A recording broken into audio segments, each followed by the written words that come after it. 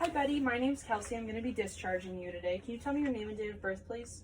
Betty Hippster, 4/15/1972. Okay, thank you. So Betty, I understand that you were here for an elective hip replacement, and I just want to go over a few things before we let you go, okay? Okay.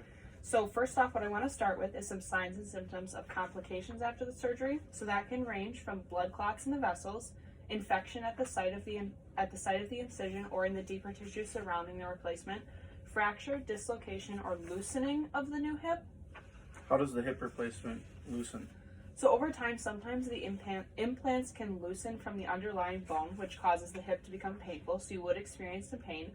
The cause of the loosening is not always clear, but sometimes high impact activities, excessive body weight, and wear of the plastic spacer between the two metal components of the implant may contribute to the loosening. Okay.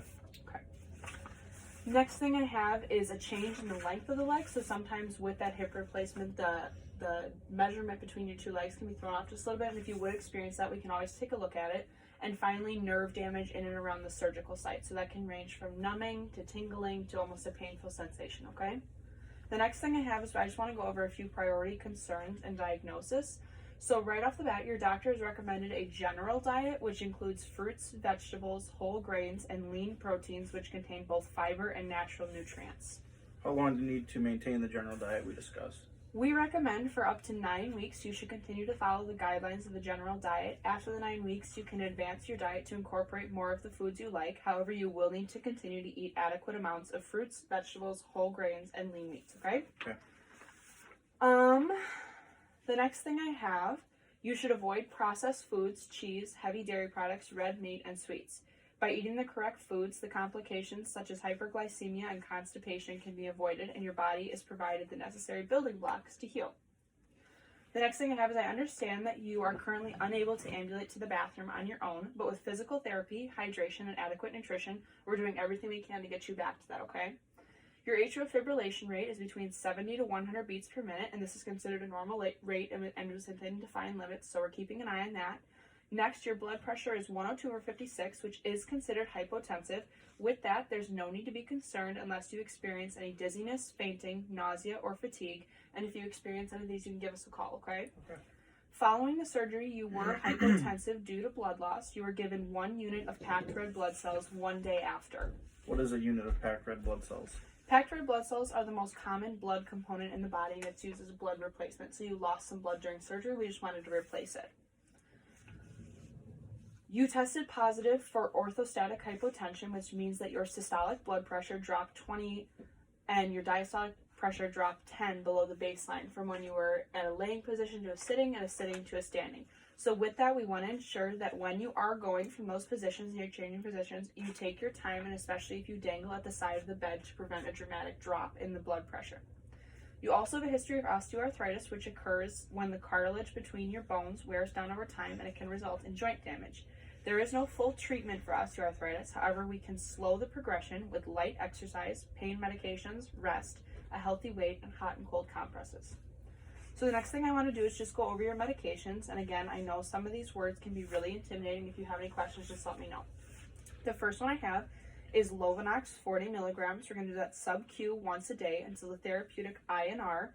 And the INR is the clotting in your blood, so we want to make sure we keep it at a therapeutic level. We want to keep it between 2 to 3, and this will be evaluated at your 2-week follow-up appointment. There's nothing else you need to do for that, okay? We'll keep an eye on it for you.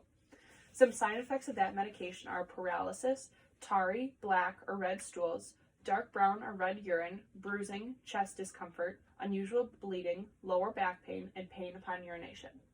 The next med I have is ferrous sulfate, which we're going to take 325 milligrams by mouth 3 times per day with meals, and that treats your anemia.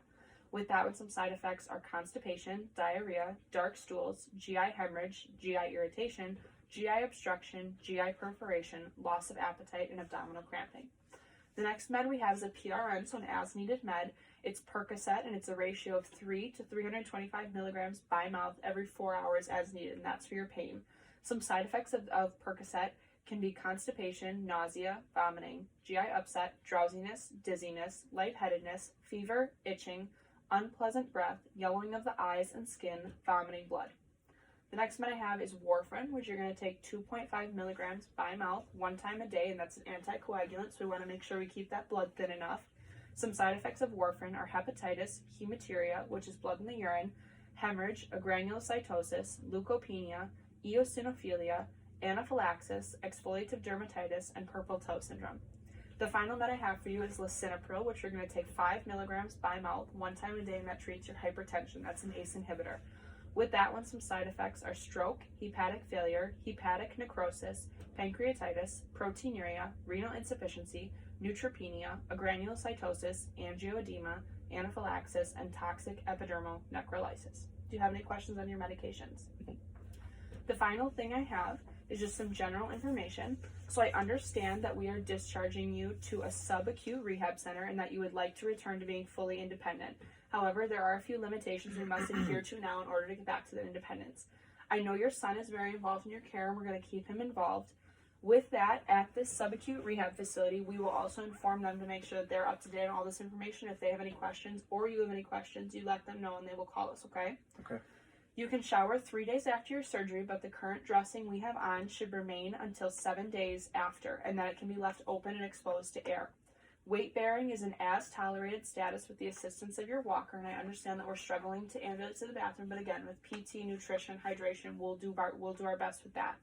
In 2 weeks, you will have a follow-up appointment to see how you're doing, and your primary care provider will review things with you.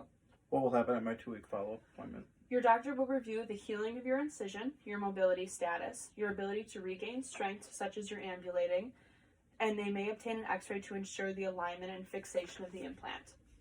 We will ensure that the rehab center understands all these recommendations prior to your arrival today. Do you have any questions before you leave? Nope. All right, well, I hope you have a great day. Thanks, you too.